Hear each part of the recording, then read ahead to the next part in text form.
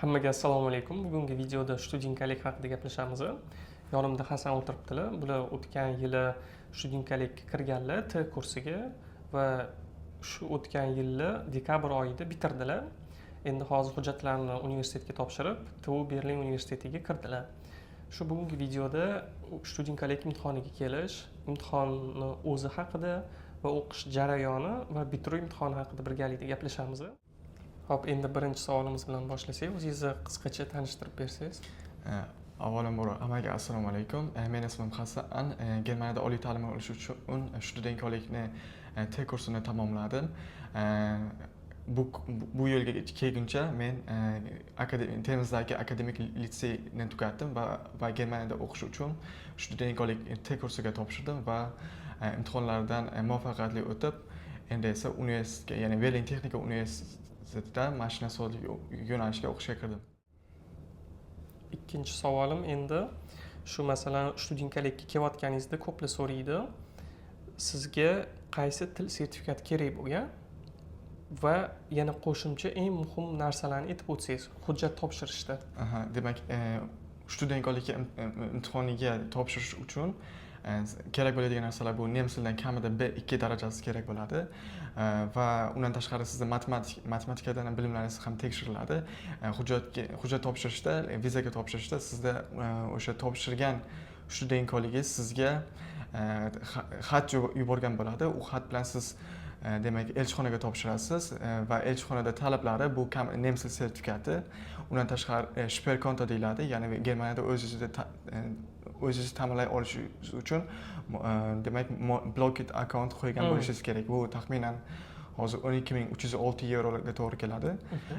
Bu hujjatlarni topshirganingizdan keyin sizga demak elchixona viza beradi va bu viza bilan siz Germaniyaga demak studentlik imtihoniga kelasiz va studentlik imtihonida sizdan demak nemis tili va matematikadan imtihon olinadi.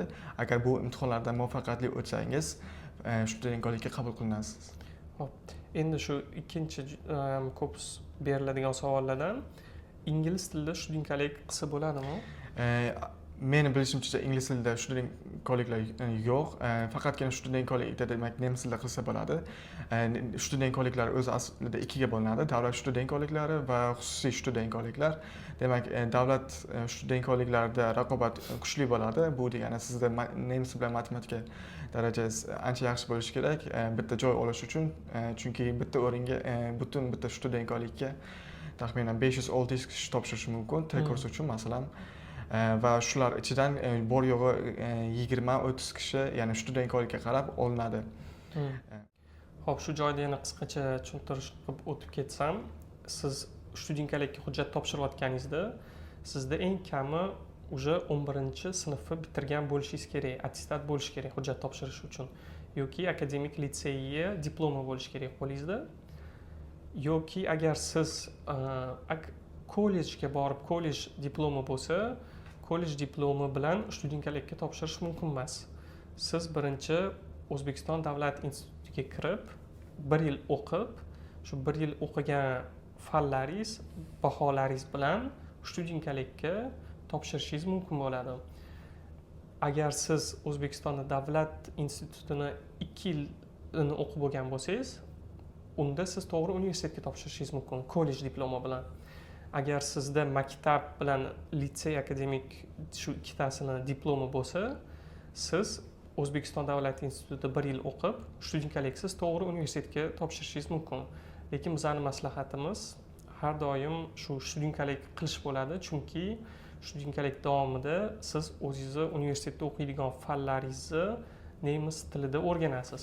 Bu sizga kelajakda juda ham katta yordam beradi. O'shanda siz birinchi 11-sinf emas, maktab emas, 9-sinfdan keyin litseyga borib, litseyni bitirib, keyin hujjat topshirgansiz, to'g'rimi? Maktabda 9-sinfgacha borganman, undan keyin litseyda o'qishga qaror qilganman, chunki ba'zi sabablarga ko'ra litseyni tanlaganman va litseyni tugatib turib akademik litsey diplomini olganman. Undan keyin uni tarjima qildirib turib bitta veb-sayt bor, UniAssist degan, o'shanga yuklaganman. Ularga demak hujjatimni yuklagandan keyin ular meni hujjatimni tekshirgan va tekshirib, ha, seni hujjatlaring hammasi joyida. Biz seni hujjatlaringni shu universitetda student kollegiga jo'natdik. Ular yanada hujjatlaringni ko'rib chiqib, senga demak so'lasini yuboradi, ya'ni xat yuboradi senga deyishgan. Keyingi savol shunda siz bitta vaqtda o'zida nechta studentkalikka hujjat topshira olasiz? Bu juda ham muhim savol. Demak, bu studentkolik juda ham ko'p studentkolikka topshirish imkoniyati bor va meni tavsiyam deyarli nechta studentkolik bo'lsa hammasiga topshirishni maslahat beraman, chunki sizga hech kim garantiya bermaydi. Aniq mana shu studentkolikka kirasan deb.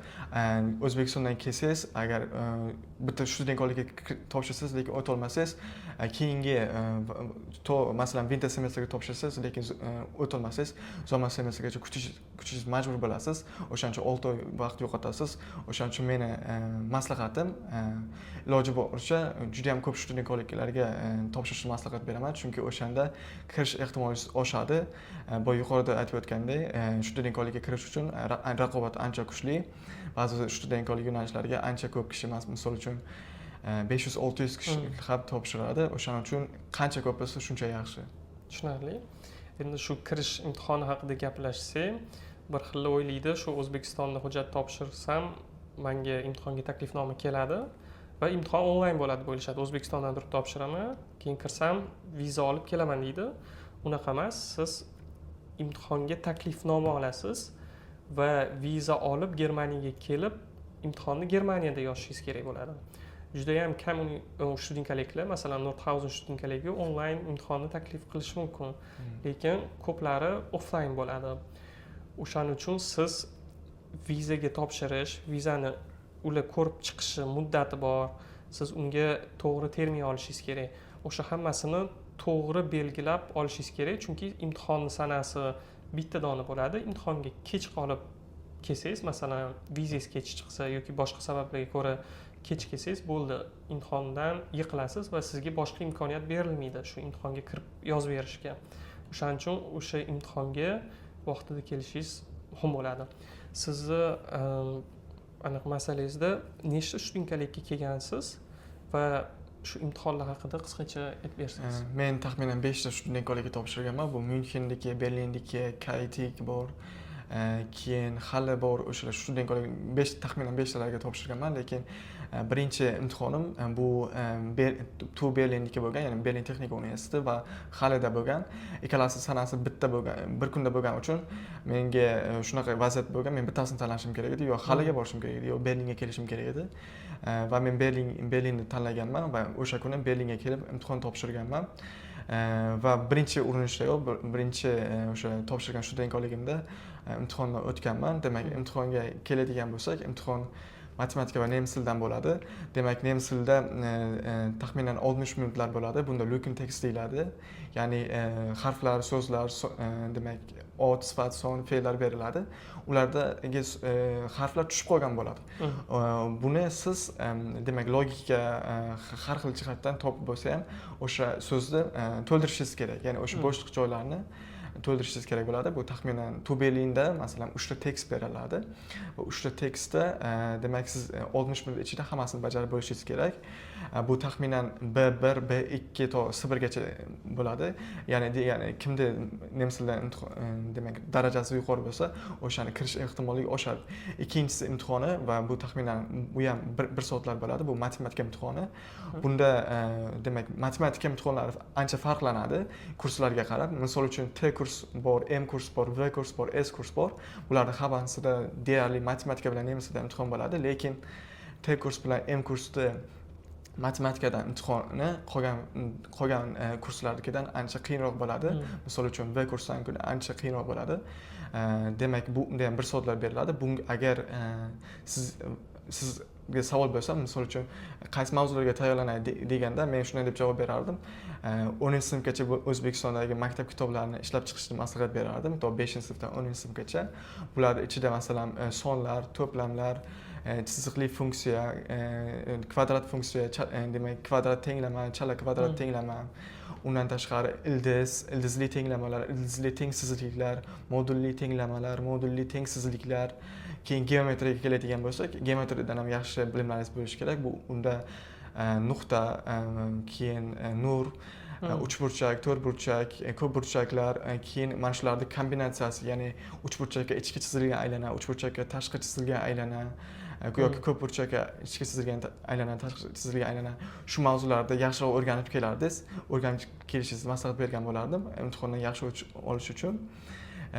Keyin bu imtihonlarda 2 oylar, taxminan 2-3 oy qolganda meni maslahatim imtihonlarda vaqt bo'yicha tayyorlanish, time management bo'yicha tayyorlanish maslahat bergan bo'lardim. Ya'ni o'sha 1 soat ichida hamma vazifalarni qilgan bo'lishingiz kerak. Va yana bitta narsani aytib o'tmoqchi edim. Demak, imtihon taxminan 3 soatlar bo'ladi. O'shanga imtihonni ancha oldindan kelganingiz ham muhim, chunki imtihon o'z vaqtida boshlanadi. Ko'pchilik bizda o'ylaydi, imtihon masalan soat 9 da boshlanadi degan bo'lsa, men 9 da kelsam bo'ldi deb o'ylashadi, lekin aslida kamida yarim soat oldin imtihonga kelishingiz kerak bo'ladi. Tushunarli. O'shanda mana shu imtihon namunalarini siz har bir studentkalikka veb-saytida qoldirgan bo'ladi. O'shani aytib o'tmoqchi edim. Keyin o'sha namunalarni siz o'tkazib olib telefoningizga yoki kompyuteringizga ularni shu yechib chiqsangiz bo'ladi hammasini. Ular ochiq dostupda bor internetda. Endi shu aytib o'tganingizdek, qisqacha yana qaytarib aytsam, hamma kurslarni kirish imtihonlari deyarli bir xil. M kurs bo'ladimi, T kurs bo'ladimi, V kurs bo'ladimi? O'sha matematika va nemis tilidan bo'ladi. O'shalarga yaxshilab tayyorgarlik ko'ringlar. Va imtihondan keyin uni javobini qancha muddatda bilasiz? Imtihon bu studentkolikka bog'liq. Misol uchun Berlin texnika universiteti qoshidagi studentkolikda javobini bizga 1 haftadan keyin aytishgan. Ya'ni o'shanda ham javobni sizga telefon qilib aytmaydi. Sizga elektron pochta orqali xat yuboradi. Ismingizni, familiyangizni so'radi, misol uchun, va sen mana shu studentkolikka, mana shu kursga kirding, tabriklaymiz deb keladi. Agar kirmagan bo'lsangiz, demak sizga kirmading deb xat keladi va o'shanga qarab siz studentkolikka kirgan, kirmaganingizga aniqlab olsangiz bo'ladi. Tushunarli. Endi shu joyda yana aytib o'tsam, studentkalikka viza olib kelganingizda sizni vizangiz abituriyent vizasi bo'ladi, hali student vizasi bo'lmaydi. Abituriyent vizasi bilan siz studentkalikda o'qiysiz, bitirib universitetga kirganingizdan keyin u vizani shu talaba vizasi qilib berishadi. Endi shu boshida kelganingizda imtihonga Germaniyaga turar joy masalasi nima bo'lgan? Bu juda ham og'riqli mavzu. Germaniyada eng qiyin narsalardan biri bu uy topish. Men uyni qanaqa topganman? Men Germaniyaga kelishimdan oldin o'sha ba'zi bir gruppalar bor Telegramda, misol uchun Germaniyadagi o'zbeklar yoki boshqa gruppalar ham bor. O'sha gruppalarga Facebookda misol uchun juda ham ko'p gruppalar bor. Ular o'z uyini agar ijaraga bermoqchi bo'lsa yoki qanchadir qisqa muddatga bermoqchi bo'lsa, o'z uyini taklif qilishadi. Men o'sha guruhlarga kirib ma'lumot yig'ib yurganman, nima kerak bo'ladi, qanaqa nima ishlar qilishim kerak, hammasini oldindan o'rganib yurganman. O'shanda bitta o'zbek o'sha taklif qo'ygan edi uyini, ya'ni qisqa muddatga, taxminan 2-3 oyga. Men u o'zbekka yozib Telegram orqali u bilan kontakt qilib, hammasini oldindan kelishganman, ya'ni uyga kirganingizdan keyin siz kautsiyon ham to'lashingiz kerak. Ya'ni bu zalog sifatida to'lashingiz kerak bo'ladi. Uni oldindan to'lashni talab qilgan, chunki kimdirlar shunchaki aytib turib, mana men turaman deb turib, turmasligi mumkin yoki buni keyin yoki uyga zarar berishi mumkin. O'sha kautsiyon beriladi, o'shaning uchun oldindan berganman va uy topish o'shanda baxtimga osonroq bo'lgan. Shuning uchun sizlarga ham maslahat beramiz, shu imtihonga kelishinglardan 1-2 kun oldin emas, ancha oldin shu uy-joy qidirib, topib aniq qilib qo'yinglar. Shu O'zbekistonni fuqarolarini shu gruppalar bor, har xil, o'sha kirib yozsanglar yordam berishingiz mumkin. Bizani Telegram guruhda ham o'sha kerakli veb-saytlar va guruhlarni qoldirganmiz, kirib ko'rib chiqsanglar bo'ladi. Hop, endi studentkalikdagi o'qish jarayoni haqida gaplashsak, shu qaysi fanlar o'tilinadi, qanaqa tilda o'tilinadi, qanchalik ko'p studentkalikka borish kerak, o'qish qanchalik qiyin va hokazo. Shu haqida qisqacha bir ma'lumot bersangiz. Studentkolikdagi barcha darslar demak nemis tilida bo'ladi, faqatgina nemis tilida, ingliz tilida emas, faqat nemis tilida. Darslar demak qaysi kurs tanlashiga qarab har xil bo'ladi. Misol uchun T kursga kelgan bo'lsangiz, T kurs tanlagan bo'lsangiz, bunda 5 ta fan o'tiladi. Bular demak nemis tili, matematika, fizika, kimyo va informatika o'tiladi. Demak, bu fanlar ichida 4 tasi juda ham asosiy hisoblanadi. Bular nemis tili, matematika, fizika va kimyo. Informatika esa unchalik katta rol o'ynamaydi. Demak, darslarga kelish majburiy, ya'ni darslar haftada 5 kun, dushanbadan to jumagacha bo'ladi va darslar para bo'yicha bo'ladi, ya'ni bir para 90 minut bo'ladigan bo'lsa, bir kunda kamida 3 para yoki 4 para bo'ladi. Bu degani 3 paradan bo'lsa, demak 270 minutlar bilan hisoblaysiz, orasida tanaffuslar bilan ancha cho'ziladi. Demak, darslar ertalab odatda soat 8:15larda boshlanadi va taxminan obeddan keyin 2larda tugaydi. Darslarga kelish boya aytganimdek majburiy. Agar darslarda juda ham ko'p qoldirsangiz, sizga ogohlantirish beriladi. Birinchi marta ogohlantirish beriladi va shu ogohlantirishga qaramasdan, ya'ni hech qanaqa sababsiz qoldirsangiz, masalan, kasal yoki shunchaki kelmasangiz, ikkinchi marta ogohlantirish beriladi. Va ikkinchi marta ogohlantirishdan keyin o'zingizni o'zgartirmasangiz, demak siz eksmatrikulyasiya bo'lasiz, ya'ni studentkolikdan haydalasiz.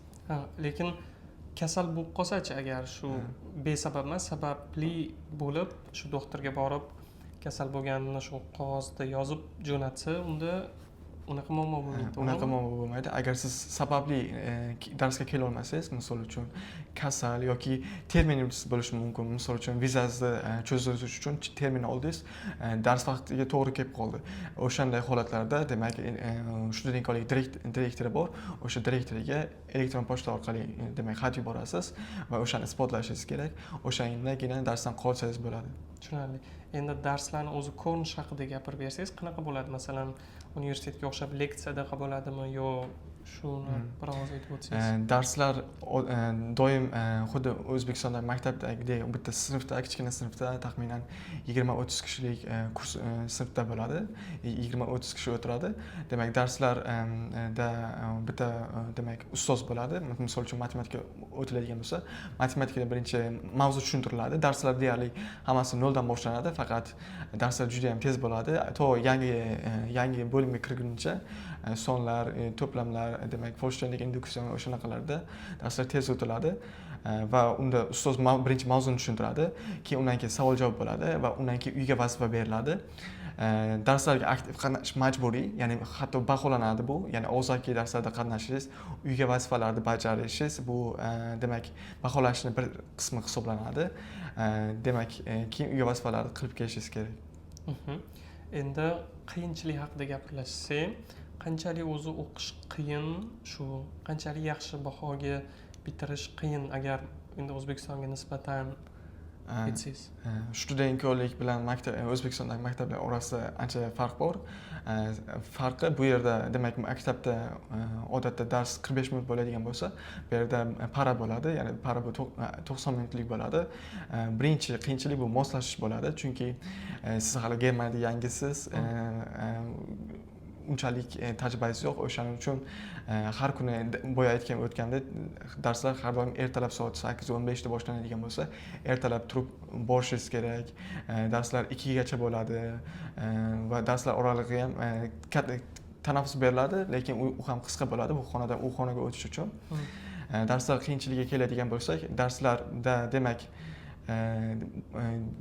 deyarli hamma fanlar noldan boshlanadi, lekin ba'zi fanlar bor noldan sal yuqori darajada boshlanadi. Misol uchun fizikadan demak fizikani o'zi 2 ga bo'linadi. Fizikada misol uchun matematik, elektrotexnika va mexanika bor. Mexanikada statika, kinetika, kinematika o'tiladi. Elektrotexnikada esa demak shtrom, demak tok, quvvat, kondensator, keyin veksel shpanung deydi, ya'ni o'zgaruvchan quvvat, o'shanaqalar o'tiladi. Agar sizda maktabda boshlang'ich bilimlarni olib kelmagan bo'lsangiz, darslar ancha qiyin bo'ladi. Keyingi savol, shu juda ham ko'p beriladigan, studentkolik vaqtida ishlash mumkinmi va bu qanchalik real, ham studenkalikni yaxshi bahoga bitirib va ishlash. Studentkolik davomida ishlashga ruxsat bor. Bu demak butun bir yilda 120 kun to'liq ishlashga ruxsatingiz bor, xuddi talabalar singari. Lekin ishlashda yomon taraflari va yaxshi taraflari bor. Yaxshi taraflardan biri o'zingiz finans qilsangiz bo'ladi. Lekin yomon tarafi ishlashga juda ham kam vaqtingiz bo'ladi, chunki darslar to dushanbadan jumagacha bo'lgani uchun ishlash uchun vaqtingiz kam bo'ladi. Lekin ofitsialniy 120 kun ishlashga ruxsat bor. O'zim tajribamdan kelib aytadigan bo'lsam, men hafta oxirida ishlaganman. Juma, shanba, yakshanba kunlari ishlaganman. Lekin qachon ishlaganman? Imtihonlarim, demak, birinchi imtihonlarni topshirib bo'lib turib, keyingi imtihonlarda 2-3 oy vaqt bo'lganida, keyingi imtihonlar bo'lgunicha ishlaganman, o'zimda o'zim finans qilib olganman. Lekin meni maslahatim ishlashni maslahat bermagan bo'lardim, chunki bu baholarga ancha ta'sir qiladi. Studentkolik davomida yaxshi baho olish juda ham muhim. Bu keyinchalik o'qishingizga ham ta'sir qiladi. Demak, o'zim tajribamdan kelib chiqib aytadigan bo'lsam, studentkolik vaqtida ishlash bu ancha stress bo'ladi. Bu stress hammasi demak o'qishlaringizga ta'sir qilib, imtihonlarda yaxshi o'ta olmasligingizga yoki butun hafta davomida kayfiyatingiz yomon bo'lishiga ta'sir qiladi va bu hammasi baholaringizga ta'sir qiladi. Shu boshida aytib o'tganimizdek, o'sha blok shot qo'yiladi 1 yil uchun. O'sha 1 yil ichida sizga o'sha blok akkauntdan har oy 1000 yevro atrofida qaytarib beriladi. O'sha bilan yaxshi yashash mumkin, to'g'rimi? Albatta. Talaba sifatida. Hop, endi o'sha yana davom etamiz. O'qish davomida siz 1 yil o'qiysiz, unda degani 2 semestr. O'sha 2 semestr haqida qisqacha ma'lumot bersangiz, nechta imtihon bo'ladi va baholash sistemasi qanaqa?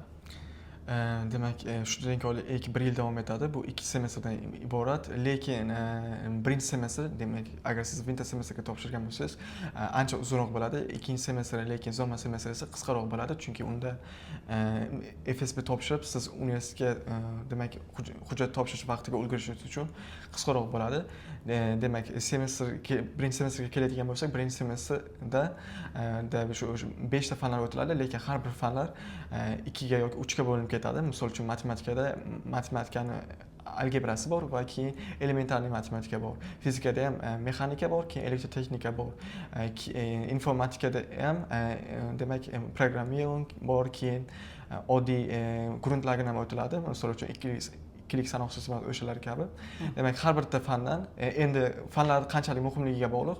Misol uchun informatikadan butun semestr davomida bor yo'q bittagina klassur bo'ladi, ya'ni imtihon bo'ladi va informatika bu unchalik katta rol o'ynamaydi, lekin qolgan fanlar, misol uchun nemis tili, matematika, fizika, kimyodan har biridan misol uchun nemis tilining o'zi 2 ga bo'linadi. Bu tekst produksiyon bor, undan keyin lezefeshtin va grammatika bor. Bu ikkita bo'limdan, ikkita fandan har biridan bir semestr davomida ikkitadan demak imtihonlar bo'ladi. Jami 4 ta bo'ladi. Demak, imtihon 4 ta bo'lsa, demak o'shalarning o'rtachasi olinadi. Undan tashqari yana bitta narsa bor va bu ham muhim. Bu og'zaki imtihonlarga, demak, darslarga qatnashishingiz, darslarga aktiv bo'lishingiz, muntazam kelishingiz ham katta rol o'ynaydi. O'shalar ham demak bitta qism hisoblanadi va 4 ta imtihon bo'lsa va bu og'zaki imtihon ham qo'shib 5 ta narsa demak jamlama bo'lyapti. O'shani o'rtachasi demak 5 ga bo'linib olinadi. Demak, sizning bahoyingiz nemis tilidan misol uchun o'rtachasi bo'ladi. Xo'p, keyin matematikadan ham 2 ga bo'linadi. Bu elementarniy, keyin oddiy matematika, ya'ni algebra. Bular har biridan ikkitadan imtihon bo'ladi. Bu degani jami 4 ta imtihoningiz bo'ladi. Bularni ham demak og'zaki ham qo'shiladi. Lekin bu ustozga bog'liq. Ba'zilar matematikada og'zaki baho bermaydi, ba'zilari og'zaki baho beradi. Va buni o'rtachasi olinadi. Keyingisi kimyoga keladigan bo'lsa, kimyoda 2 ta imtihon bo'ladi butun birinchi semestr davomida. Demak, buni ham o'rtacha, keyin bunda og'zaki qatnashish ham juda ham muhim va buni ham o'rtachasi olinadi. Demak, informatikadan bor yo'q bir semestrda bitta imtihon bo'ladi, birinchi semestrda. Va bu birinchi semestrda asosan bu grundlagen o'tiladi, ikkilik sanoq sistemasi va shunga o'xshash narsalar o'tiladi. Demak, shu 5 ta fandan demak yaxshi imtihonlardan o'tishingiz kerak. Undan tashqari ikkinchi semestrga keladigan bo'lsak, ikkinchi semestr boya aytganimdek biroz qisqaroq, chunki o'sha oxirida universitetga hujjat topshirish boshlanadi. O'sha hujjat topshirishga ulgurish uchun ular ikkinchi semestr atalib qisqa qilib qo'ygan. Ikkinchi semestrda o'zim tajribamdan kelib chiqadigan aytadigan bo'lsam, ancha qiyin va stressliroq. Birinchidan qisqa, ikkinchidan juda ham ko'p yangi mavzular o'tiladi. Maktabda o'rganmagan mavzular o'tilishi mumkin. Demak, nemis tili ham, demak, kimyo, fizika va informatikadan xuddi birinchi semestrda qanday imtihonlar, nechta imtihon bo'lgan bo'lsa, shuncha bo'ladi. Faqatgina matematikada o'zgaradi. Matematika, elementariy matematika o'tilmaydi ikkinchi semestrda, faqat algebrani o'zi qoladi, lekin darslar soni oshiriladi matematikadan. Matematikadan ikkinchi semestrda boyog'i 2 ta imtihon olinadi, 4 ta emas. Birinchi semestrda 4 ta olinardi, ikkinchi semestrda esa lekin 2 ta imtihon olinadi. Va yana bitta juda ham muhim narsa bor. Ikkinchi semestr o'qish juda muhim, chunki ikkinchi semestrda olgan demak baholaringiz, yaxshi topshira olganingiz, demak oxirida 2 barobar ko'p hissasi bo'ladi, ya'ni 2 barobar ko'proq hisoblanadi. Misol uchun, birinchi semestr baholaringiz bor, ikkinchi semestr baholaringiz bor, lekin ikkinchi semestrdagi olgan baholaringiz 2 ga ko'paytiriladi va birinchi semestr olgan fanlaringiz esa 1 ga ko'paytiriladi, o'z holicha qolinadi va hammasidan keyin mana shu qo'shib 3 ga bo'lib o'rtachasi olinadi. O'shaning uchun ikkinchi semestrda o'qish juda muhim baholar uchun. Tushunarli. O'shanda bizani birinchi semestr bitirdik, deylik bitta baho bilan, ikkinchi semestr bitirdik, o'shani 2 ga ko'paytirilib, bular hammasini 3 ga bo'linadi. O'shanda ikkita semestrda bitta baho chiqadi. Keyin yakuniy imtihon bor. O'sha ikkalasi ham qanchalik muhimligini aytsangiz, masalan, bu yoqda bitta baho chiqadi ikkita semestrdan, keyin yakuniy imtihonda ham bitta baho chiqadi. Bular 2 ga bo'linadimi yo'q qanaqa bo'ladi? Demak, student kollikda olgan baholaringiz o'rtachasi chiqariladi va keyin Feststellungsprüfung degan narsa bor. Bu yakuniy imtihon. Bu yakuniy imtihonda bu yana bitta muhim ma'lumot bor. Demak, student kollik davomida 5 ta fan o'tilsa, lekin yakuniy imtihonda bor yo'g'i 3 ta fandan imtihon bo'ladi.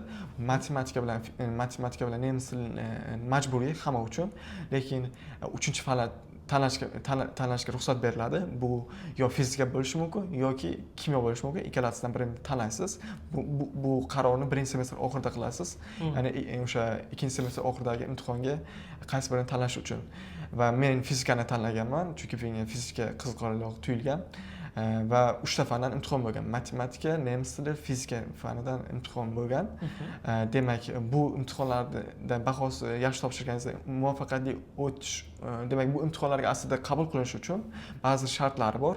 Bu shartlardan biri siz ikkinchi semestrda va yoki butun ikkita semestrda o'tgan bo'lishingiz kerak, ya'ni baholaringiz sizda o'sha ruxsat berish kerak FSB topshirish uchun.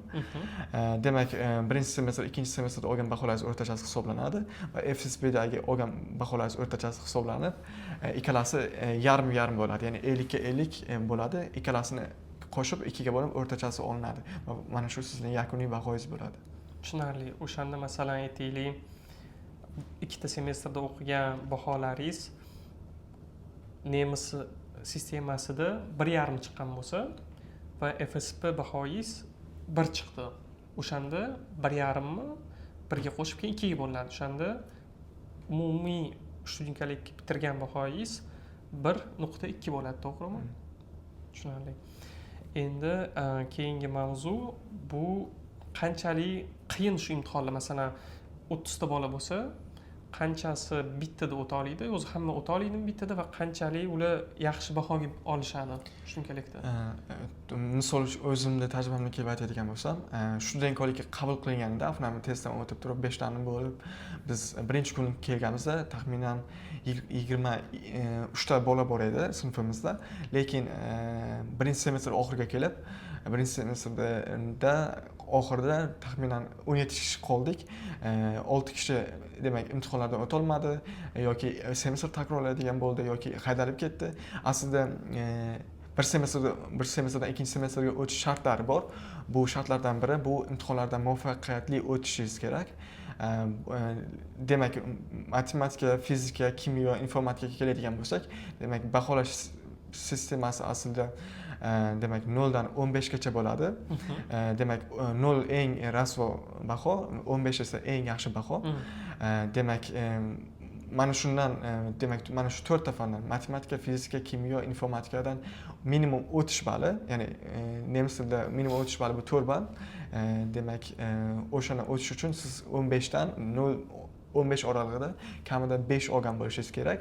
Lekin nemis tilida biroz boshqacharoq, nemis tilida roli kattaroq bo'ladi. Nemis tilidan 15 dan kamida 9 olishingiz kerak. O'shandagina siz bir semestrdan ikkinchi semestrga o'tishga ruxsat beriladi. Agar ba'zi holatlari bor, agar kimdir studentkolikda o'qiyotgan kishi nemis tilidan o'ta olmadi. Masalan, hamma fanlardan o'tdi, lekin bittagina nemis tilidan o'ta olmadi. Ya'ni o'tish bali 9 ball bo'lsa, lekin u 8 olib qoldi, misol uchun. O'sha o'ta olmaganida u ikkinchi semestr, o'sha birinchi semestrda o'ta olmaydi va o'sha semestrda takrorlashga majbur bo'ladi. Maksimum yiqilish fanlari 2 tagacha bo'ladi. Bu misol uchun nemis tili, matematika bo'lishi mumkin. Yoki agar 3 ta fandan o'ta olmaydigan bo'lsa, unda ustozlar o'tirib turib, siz haqingizda gaplashiradi. Masalan, uchun matematika, fizika, o'sha hamma fandan ustozlar demak stol atrofida o'tirib, siz haqingizda gaplashadi. Ya'ni siz studentkolikdan haqiqatan davom ettira olasizmi yoki shunchaki nomiga kelyapsizmi, o'sha haqida gapirishib, sizni studentkolikdan haydash yoki qolish yoki semestr takrorlashni ular kelishadi. Tushunarli. O'shanda hozir biz semestr haqida va imtihonlar haqida gaplashdik. Bir yilda 12 oy bo'lsa, o'shanda aytdingiz, ikkinchi semestr qisqaroq bo'lgani uchun necha oy o'qish bo'lyapti o'shanda? Ikkinchi semestr, birinchi semestr taxminan to'liq bo'ladi, taxminan 6 oycha bo'ladi yoki 5 oycha bo'ladi. Bir oy fering bo'ladi, dam olish bo'ladi. O'sha feringdan keyin ikkinchi semestr birdaniga boshlanadi. Ikkinchi semestr taxminan 3,5 oy yoki 4 oy davom etadi. Tushunarli. Xo'p, hozir biz imtihonlar haqida gaplashib bo'ldik. Endi siz agar maslahat bersangiz, shu imtihonlardan va umumiy studentkolikni yaxshi bitirish uchun nimalar qilish kerak? Qanaqa yo'llar bor? To'g'ri aytdingiz, siz iloji boricha ko'proq dars qilish, studentkolikka iloji boricha maktabdan tayyor bo'lib kelish va iloji bo'lsa ishlamaslik. Undan tashqari yana qanaqa maslahatlar bera olasiz yaxshi bitirish uchun studentkolikni? Bulardan tashqari maslahat bergan bo'lardim, bu xuddi siz o'qiydigan studentkolikni tugatib ketgan demak o'zbeklar bilan qanaqa bo'lsa ham topib turib ular bilan kontakt o'rnatishni maslahat beraman. Men o'sha studentkolikka kirganimda boshida demak ba'zi bir o'zbeklar bilan tanishganman. Ular yuqori kursda bo'lishi mumkin. Ya'ni bir semestr yuqorida bo'lishi mumkin, yaqinda bitirishi mumkin yoki tugatib ketgan bo'lishi mumkin. Yoki shunaqa aynan o'zbek bo'lishi shart emas. Aynan misol uchun qozoq yoki qirg'iz, rus o'quvchilardan bilan yuqori kursdan turib, ular bilan aloqa o'rnatib turib, ulardan demak yordam olishingiz mumkin. Misol uchun ular nima qilgan birinchi semestrda, qaysi ustoz qanaqa dars o'tadi, o'sha ham muhim. Ustoz demak imtihonlarga qanaqa tayyorlanish kerak, o'shalar muhim. Undan tashqari yana bitta demak mashhur narsalardan biri bu alt klazur, ya'ni eski imtihonlarni namunalarini olib turib, ularga mos ravishda tayyorlanishingiz ham bo'ladi. Misol uchun men o'zim ham o'sha yuqori kursda o'qiydigan o'zbeklardan o'sha eski imtihon namunalarini olganman va o'sha imtihonga qarab tayyorlanganman. Vaqtiga, ularda qanaqa misollar tushadi, qaysi mavzular tushadi, o'shalarga qarab уже oldindan demak o'zimga reja qo'yib olardim, qaysi mavzularni ko'proq o'rganishim kerak, yanada ko'proq o'rganishim kerak deb. Va imtihonga mana shunaqa qilib tayyorlanib, eski namunalar bilan yaxshi baholar olganman. Keyin yana bitta maslahat bergan bo'lardim. Deylik, siz avtomatik topshirdingiz, kirish imtihonini topshirdingiz, kirish imtihonidan o'tdi, sizga qabul xati keldi, qabul xati keldi. Undan tashqari o'shandan keyin sizga taxminan 3 hafta, 2-3 hafta vaqtingiz bo'ladi. Biz hozir shu studentkolikka kirish imtihoni haqida gapiramiz. Boshidagi imtihonga kelganingizdan keyingi jarayon. O'shanda yaxshi start bo'lish uchun, yaxshi studentkolikni boshlab olish uchun ba'zi narsalarni qilishingiz kerak o'sha vaqt ichida. Demak, sizda taxminan 2-3 hafta yoki 4 haftagacha vaqt bo'lishi mumkin. O'sha hafta ichida qilinadigan narsalaringiz bu demak uy topish, uyda registratsiya qilish, anmelon qilish, undan tashqari demak bank raqamingiz bo'lmasa bank konto raqamini ochtirishingiz hal qilib olganingiz juda ham muhim, chunki chunki agar studentkolik boshlagandan keyin mana shu narsalarni qilaman desangiz ularga yugur qilib bo'ladi, yugur qilishingiz kerak bo'ladi. Aslida bu yerda studentkolik boshlangan keyin bu muammolar bo'ladi. Ikkalasi birlashib sizga ancha stress, ko'p muammolar olib kelishi mumkin. Shuning uchun men maslahat bergan bo'lardim, iloji boricha mana shunaqa ikkinchi darajali bo'lgan muammolarni studentkolik boshlanguncha hammasini hal qilib olishni maslahat bergan bo'lardim. O'shanda studentkolikni yaxshi boshlab olishingiz, yaxshi start bo'lishi ancha oson bo'ladi. Tushunarli. Hop, endi bizning oxirgi mavzuyimiz studentkolikka aytaylik 30 ta odam boshladi va 25 ta odam bitirdi. Ayrimlari juda ham zo'r baho bilan, ayrimlari yaxshi va boshqalar yomonroq baho bilan. Endi ular universitetga hujjat topshirishdi. O'sha jarayon haqida qisqacha va hamma bolalar o'qishga kira oladimi? O'zi xohlagan yo'nalishga yoki boshqa yo'li bormi? Bu ham juda muhim savollardan. Demak, studentkolikni bitirganingizda sizda o'rtacha bahoyingiz olinadi, maktab bahoyingiz va studentkolik ikkalasi o'rtachasi olinadi va umumiy baho chiqadi. Va siz demak studentkolikni 25 tasi bitirdi, lekin ular har xil baholar bilan, xuddi siz aytgandek, lekin ulardan deylik 10 tasi computer science o'qimoqchi, informatika o'qimoqchi. Lekin deylik aslida butun misol uchun Berlin texnika universitetida shunaqa narsa bor. Chet ellik talabalar demak informatika uchun yoki xohlagan yo'nalish uchun bor yo'g'i 8% o'shalarni joylarning 8% chet ellik talabalar uchun ajratiladi. O'shanda ham juda muhim narsa bor. 8% bu taxminan deylik 405 olsa juda ham kam joy o'rinlari bo'ladi. Bunda demak barcha studentkolikni topshirganlar ham birgalikda topshirishi mumkin agar universitet mashhur bo'lsa. Demak, studentkolikda baholari juda ham muhim. Olgan baholaringiz keyinchalik siz o'sha o'z xohishingizdagi o'qimoqchi bo'lgan fanni o'qiy olasizmi, o'qimasligingizni aniqlab beradi. O'shaning uchun studentkolik davomida yaxshi baho olish, yaxshi o'qishga juda ham maslahat bergan bo'lardim. Deylik baholaringiz yaxshi emas, NC degan narsa bor. Bu degani joylar soni chegaralangan bo'ladi, lekin o'quvchilar, ya'ni studentlar uchun joylar soni chegaralangan bo'ladi, lekin juda ham ko'p kishi topshiradi bir vaqt o'zida. O'sha chet ellik talabalar soni ham ancha ko'p bo'ladi. O'shanda universitet hammani ola olmaydi. Ba'zi bir kishilarni olish kerak, ba'zi birlarni esa rad etish kerak. O'shanda kimni oladi? Kimni bahosi yaxshi bo'lsa, o'shalar qabul qilinadi. Demak, o'shanda bonus, lekin men bitta maslahat bergan bo'lardim. Siz studentkolikka topshirishdan oldin maqsad qo'yib olishingiz kerak. Bu aynan keyinchalik Berlinda yoki Germaniyaning qaysi shaharda o'qishingiz, ishlashingiz o'shani oldindan aniqlab olganingiz juda ham yaxshi, chunki studentkoliklar o'zini qaldirg'ochlariga, ya'ni bitiruvchilariga bonus beradi.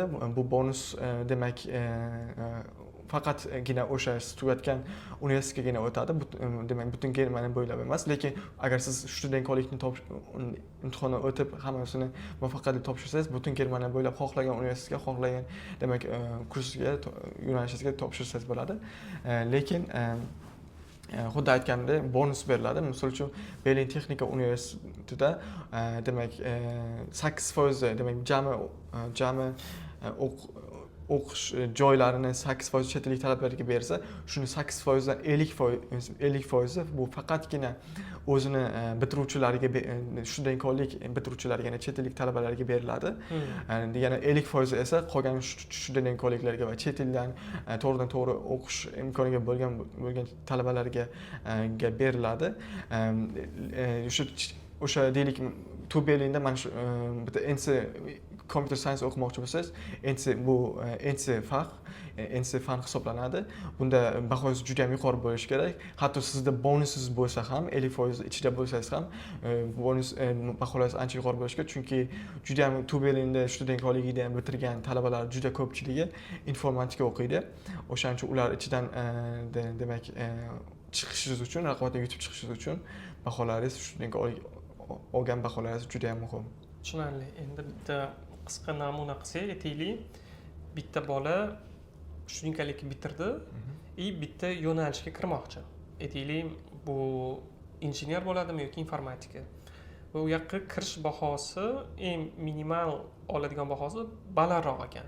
bu yomonroq bahoga bitirdi. O'shanda bu bola nima qila oladi?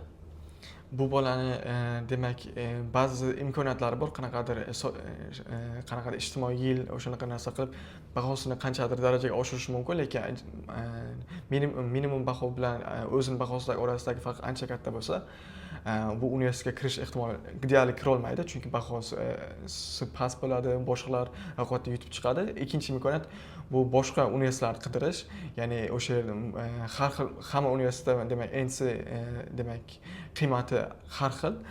Deylik, qaysi universitetda bir bo'lishi mumkin, qaysida umuman bo'lmasligi mumkin yoki qaysida ikki o'shanaqa bo'lishi mumkin. Ikkinchi variant bu boshqa shaharga ko'chish.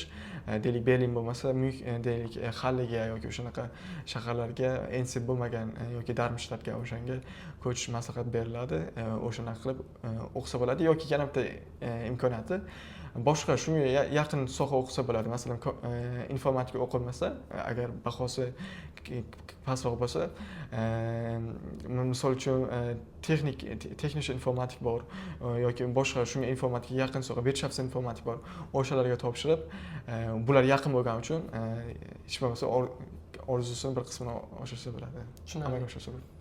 O'sha yo'nalishga degani kira olmasangiz ham, bahoyingiz yomonroq bo'lsa ham, lekin siz studentalik T kursini masalan yoki farqi yo'q qaysi kursini bitirgan bo'lsangiz, o'sha kursga to'g'ri keladigan Germaniya bo'yicha hamma yo'nalishlarga topshira olasiz va ko'plab yo'nalishlar o'z aslida unaqa baho talab qilmaydi, faqatgina zo'r universitetlarda va o'sha zo'r yo'nalishlar shunaqa katta talablar qo'yiladi.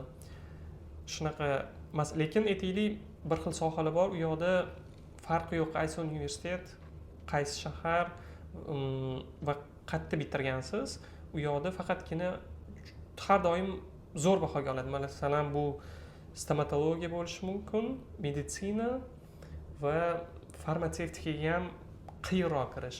Yoki mana shunaqa aytaylik, Berlinni TU universiteti yoki mashhur Münchenni universitetlarini mashhur zo'r nimaga texnika bilan bog'liq yo'nalishga ham juda zo'r baholar so'raydi. Shunaqa osonroq kirsa bo'ladigan yo'nalishlarga baribir siz studentlikka diplomi bilan kirsangiz bo'ladi. U haqida xavotir olmang. Shu yoqda videomiz oxiriga yetdi. Sizlarga foydali bo'lgan bo'lsa xursandmiz. Agar sizlarda qanaqadir savolinglar bo'lsa, izohlarda qoldiringlar yoki Telegram guruhimizga kirib bersanglar bo'ladi. Studentlikka kelishda sizga konsalting servis bo'lsa, bizga murojaat qilsanglar bo'ladi. Linkini qoldiramiz. UniICT orqali hujjat topshirish, Germaniyaga vizaga topshirish, buni rejalashtirish, shu hammasi haqida biz oldin videolar qilganmiz. Ularni o'tib birinchi ko'rib chiqsanglar ham bo'ladi. Sizlarga omad tilaymiz. Keyingi videolarda ko'rishguncha.